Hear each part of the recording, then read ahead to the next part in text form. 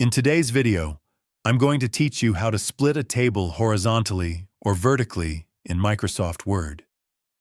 Working with tables in Word is convenient for organizing data, but sometimes you need to divide a table into separate sections for better readability or to insert text between them.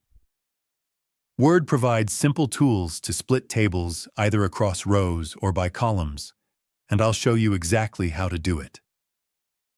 To begin, open your Microsoft Word document that contains the table you want to modify. Click anywhere inside the table to activate the Table Tools tabs at the top of the screen, which include Design and Layout. These tabs give you access to all table-related commands and formatting options.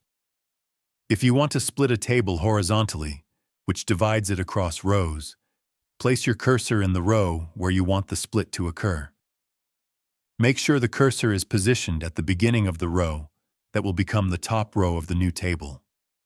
Once your cursor is in place, go to the Layout tab under Table Tools and click on the Split Table button.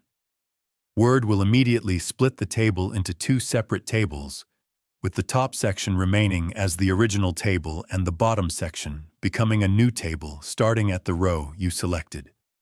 You can now move, format, or edit each table independently.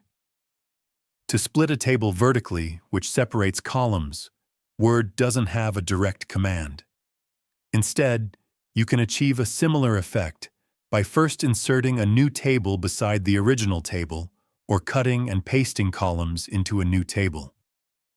To do this, select the column you want to move, right-click, and choose Cut. Then place your cursor where you want the new table to start, right-click, and select Paste. Adjust the column widths and alignment as needed to maintain consistency.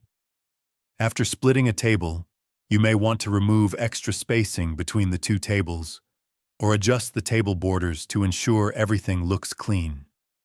You can do this by selecting each table and using the options under the Design and Layout tabs to modify borders, shading, and cell size.